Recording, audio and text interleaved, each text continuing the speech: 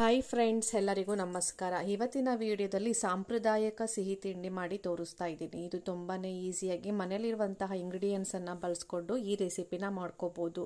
So ಹೊಸದಾಗಿ ನಮ್ಮ ಚಾನಲ್ನ ನೋಡ್ತಾ ಇದ್ರೆ ಪ್ಲೀಸ್ ಸಬ್ಸ್ಕ್ರೈಬ್ ಮಾಡ್ಕೊಳ್ಳಿ ಮತ್ತು ಪಕ್ಕದಲ್ಲಿರುವ ಬೆಲ್ ಐಕನ್ನ ಕ್ಲಿಕ್ ಮಾಡಿ.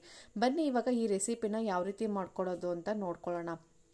ಮೊದಲಿಗೆ ಇವಾಗ ನಾನು ಸ್ಟವ್ ಆನ್ ಮಾಡಿ ಒಂದು ಬಾಣಲಿನ ಬಿಸಿ ಮಾಡೋಕ್ಕೆ ಇಟ್ಕೊಂಡಿದ್ದೀನಿ. ಇಲ್ಲಿ ನಾನು 2 ಕಪ್ ಆಗುವಷ್ಟು ಅಕ್ಕಿನ ತೊಗೊಂಡಿದ್ದೀನಿ.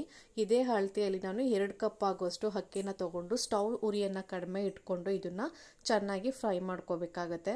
ಸ್ವಲ್ಪ ಲೈಟಾಗಿ ಕಲರ್ ಚೇಂಜ್ ಆಗಬೇಕು. ಈ ರೀತಿ ಸ್ವಲ್ಪ ಅಕ್ಕಿ ಹುರಿದಿರೋಂಥ ಕಲರ್ ಚೇಂಜ್ ಆಗುತ್ತೆ, ಅಲ್ಲಿಗಂಟ ಈ ರೀತಿ ನಾವು ಚೆನ್ನಾಗಿ ಫ್ರೈ ಮಾಡ್ಕೋಬೇಕಾಗತ್ತೆ. ನೋಡಿ, ಇವಾಗ ಇದು ಅಕ್ಕಿ ರೆಡಿಯಾಗಿದೆ. ಇದನ್ನು ನಾನು ಇವಾಗ ಒಂದು ಪ್ಲೇಟಿಗೆ ಹಾಕ್ಕೊಳ್ತಾ ಇದ್ದೀನಿ. ಸ್ವಲ್ಪ ಬಿಸಿ ಇರುತ್ತೆ, ಇದು ತಣ್ಣಗಾಗಬೇಕು, ಅದಕ್ಕೋಸ್ಕರ ಇದನ್ನು ಸಪ್ರೇಟ್ ಮಾಡಿ ಇಟ್ಕೊಳ್ಳೋದ. ಇಲ್ಲಿ ಒಂದು 4 ಸ್ಪೂನ್ ಆಗೋಷ್ಟು ನಾನು ಹುರಿಗಡಲೆನ ತೊಗೊಂಡಿದ್ದೀನಿ. ಇದನ್ನು ಲೋ ಮೀಡಿಯಮಲ್ಲಿ ಇಟ್ಕೊಂಡು ಎಲ್ಲನೂ ಈ ಥರ ಸ್ವಲ್ಪ ಕಲರ್ ಚೇಂಜ್ ಆಗೋ ಗಂಟ ಇದನ್ನು ಹುರ್ಕೋಬೇಕಾಗುತ್ತೆ. ಇದು ರೆಡಿಯಾಗಿದೆ. ಇದನ್ನು ಒಂದು ಪ್ಲೇಟ್ಗೆ ಹಾಕ್ಕೊಂಡು ಸಪ್ರೇಟ್ ಮಾಡಿ ಇಟ್ಕೊಳ್ತಾ ಇದ್ದೀನಿ.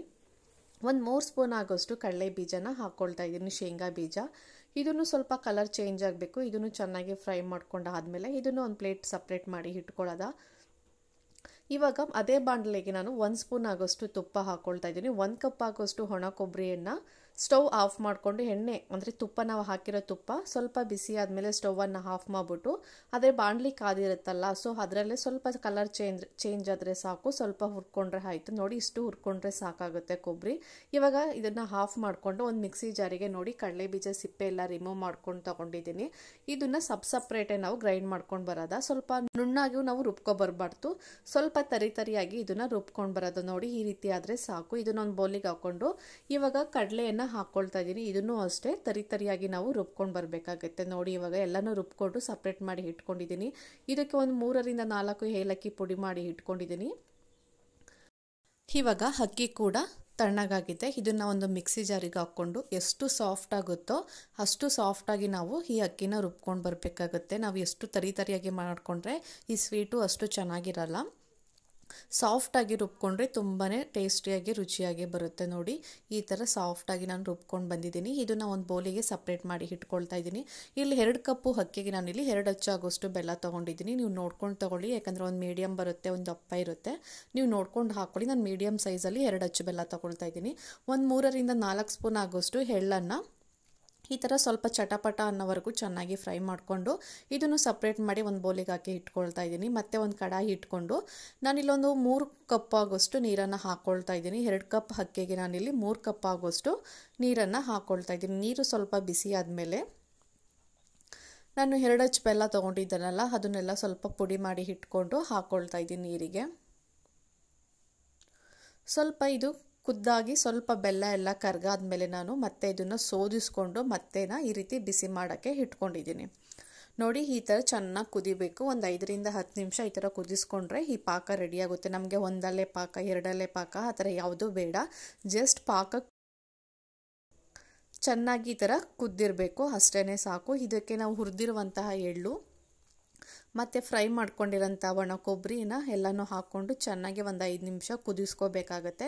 ಇವಾಗ ಲೋ ಮೀಡಿಯಮಲ್ಲಿ ಇಟ್ಕೊಂಡು ಸ್ಟವನ್ನು ನಾವು ಅಕ್ಕಿ ರುಬ್ಕೊಂಡು ಇಟ್ಕೊಂಡಿದ್ವಲ್ಲ ಅದನ್ನು ಸ್ವಲ್ಪನೇ ಹಾಕ್ಕೊಂಡು ಈ ರೀತಿ ಚೆನ್ನಾಗಿ ಗಂಟು ಹಿರಿದನೆ ಹಾಗೆ ಚೆನ್ನಾಗಿ ಮಿಕ್ಸ್ ಮಾಡ್ಕೋಬೇಕಾಗತ್ತೆ. ನಾವು ಉಪ್ಪಿಟ್ಟು ಮಾಡ್ತೀವಲ್ಲ, ಯಾವ ರೀತಿ ನಾವು ಉಪ್ಪಿಟ್ಟಿಗೆ ರವೆನ ಹಾಕಿ ತಿರುಗಿಸ್ಕೊಳ್ತೀವೋ ಅದೇ ರೀತಿ ನಾವು ಈ ಅಕ್ಕಿ ಹಿಟ್ಟನ್ನು ಹಾಕ್ಕೊಂಡು ಚೆನ್ನಾಗಿ ತಿರುಗಿಸ್ಕೋಬೇಕಾಗತ್ತೆ. ಸ್ವಲ್ಪನೂ ಗಂಟಿಲ್ದೇ ಹಾಗೆ ಚೆನ್ನಾಗಿ ಈ ರೀತಿ ತಿರುಗಿಸ್ಕೊಂಡು ಆದಮೇಲೆ ನಾವು ಪುಡಿ ಮಾಡಿ ಇಟ್ಕೊಂಡಿದ್ವಲ್ಲ ಹುರ್ಗಡ್ಲೆ, ಅದನ್ನು ಹಾಕ್ಕೊಂಡು ಚೆನ್ನಾಗಿ ಮಿಕ್ಸ್ ಮಾಡ್ಕೋಬೇಕಾಗತ್ತೆ. ಮತ್ತು ಕಡಲೆ ಬೀಜನೂ ಪುಡಿ ಮಾಡಿ ಇಟ್ಕೊಂಡಿದ್ವಲ್ಲ ಅದನ್ನು ಹಾಕಿ ಚೆನ್ನಾಗಿ ಈ ರೀತಿ ಮಿಕ್ಸ್ ಮಾಡ್ಕೊಳ್ತಾ ಇದ್ದೀನಿ. ನೋಡಿ, ಇವಾಗ ಮಿಕ್ಸ್ ಮಾಡ್ಕೊಂಡು ಆದಮೇಲೆ ಇವಾಗ ಸ್ಟವನ್ನು ಆಫ್ ಮಾಡಿ ಒಂದು 5 ನಿಮಿಷ ಹಾಗೆ ಪ್ಲೇಟ್ ಮುಚ್ಚಿ ಇಟ್ಬಿಡ್ಬೇಕಾಗತ್ತೆ. ಅಷ್ಟರಲ್ಲಿ ನಾನು ಒಂದು ಪ್ಲೇಟಿಗೆ 2 ಸ್ಪೂನ್ ಆಗೋಷ್ಟು ತುಪ್ಪನ ಈ ರೀತಿ ಹಾಕ್ಕೊಳ್ತಾ ಇದ್ದೀನಿ. ಫುಲ್ ಎಲ್ಲದಕ್ಕೂ ಸ್ಪ್ರೆಡ್ ಮಾಡಿಕೊಂಡು ತುಪ್ಪನ ಬಿಟ್ಕೊಂಡಿದ್ದೀನಿ. ನೋಡಿ, ಈ ರೀತಿ ತುಪ್ಪನ ಸ್ಪ್ರೆಡ್ ಮಾಡಿ ಹಾಕ್ಕೊಳ್ತಾ ಇದ್ದೀನಿ. ತುಪ್ಪ ಇಷ್ಟ ಇಲ್ಲ ಅಂತ ಹೇಳಿದ್ರೆ 1 ಸ್ಪೂನ್ ಆಗೋಷ್ಟು ಎಣ್ಣೆ ಹಾಕ್ಕೊಂಡು ಬೇಕಾದ್ರೆ ನೀವು ಹಾಕ್ಕೋಬೋದು, ತುಂಬಾ ಟೇಸ್ಟ್ ಇನ್ನೂ ಚೆನ್ನಾಗಿರುತ್ತೆ. ನೋಡಿ, ಇವಾಗ ಇದು ಸ್ವಲ್ಪ ಲೈಟಾಗಿ ಬಿಸಿ ಕಡಿಮೆ ಆಗಿದೆ. ಬಿಸಿ ಇದ್ದಾಗಲೇ ನಾನು ಆ ಪ್ಲೇಟಿಗೆ ಹಾಕ್ಕೊಂಡು ಚೆನ್ನಾಗಿ ಮಿಕ್ಸ್ ಮಾಡ್ಕೊಳ್ತಾ ಇದ್ದೀನಿ. ಮಿಕ್ಸ್ ಮಾಡ್ಕೊಂಡಾದಮೇಲೆ ಫುಲ್ಲು ತಟ್ಟೆಗೆಲ್ಲ ಸ್ಪ್ರೆಡ್ ಮಾಡ್ಕೊಳ್ತಾ ಇದ್ದೀನಿ. ನಿಮಗೆ ಎಷ್ಟು ಥಿಕ್ನೆಸ್ ಬೇಕೋ ಅಷ್ಟು ಥಿಕ್ನೆಸ್ಗೆ ನೀವು ಇದನ್ನು ಸ್ಪ್ರೆಡ್ ಮಾಡ್ಕೊಳ್ಳಿ. ಸ್ಪ್ರೆಡ್ ಮಾಡ್ಕೊಂಡು ಆದಮೇಲೆ ನಾವು ಇಲ್ಲಿ ಒಂದು 3 ಸ್ಪೂನ್ ಆಗೋಷ್ಟು ಗಸಗಸೆಯನ್ನು ಈ ರೀತಿ ಮೇಲೆ ಹಾಕ್ಕೊಳ್ತಾ ಇದ್ದೀನಿ. ಗಸಗಸೆ ಹಾಕೊಳ್ಳೋದ್ರಿಂದ ತುಂಬಾ ಟೇಸ್ಟು, ತುಂಬಾ ರುಚಿಯಾಗಿರುತ್ತೆ. ನಿಮಗೆ ಗಸಗಸೆ ಇಷ್ಟ ಇಲ್ಲ ಅಂತ ಹೇಳಿದ್ರೆ ಸ್ಕಿಪ್ ಮಾಡಿಕೊಂಡು ಅದ್ರ ಬದಲು ಡ್ರೈ ಫ್ರೂಟ್ಸನ್ನು ನೀವು ಹಾಕೋಬೋದು ಚಿಕ್ಕದಾಗಿ ಕಟ್ ಮಾಡಿಕೊಂಡು. ನೋಡಿ, ಇವಾಗ ನಾನು ಈ ರೀತಿ ಹ್ಯಾಂಗಲ್ ಶೇಪಲ್ಲಿ ನಾನು ಇವಾಗ ಕಟ್ ಮಾಡ್ಕೊಳ್ತಾ ಇದ್ದೀನಿ. ಸೊ ಇಷ್ಟೇ ಈ ರೆಸಿಪಿ ಮಾಡ್ಕೊಳ್ಳೋದು. ಮನೇಲಿರುವ ಇಂಗ್ರೀಡಿಯೆಂಟ್ಸನ್ನು ಬಳಸ್ಕೊಂಡು ಎಷ್ಟು ಕ್ವಿಕ್ಕಾಗಿ ಮಾಡ್ಕೋಬೋದು ಅಂತ. ಈ ವಿಡಿಯೋ ಇಷ್ಟ ಆದರೆ ಒಂದು ಲೈಕ್ ಮಾಡಿ, ಶೇರ್ ಮಾಡಿ, ಕಮೆಂಟ್ ಮಾಡಿ. Thank you.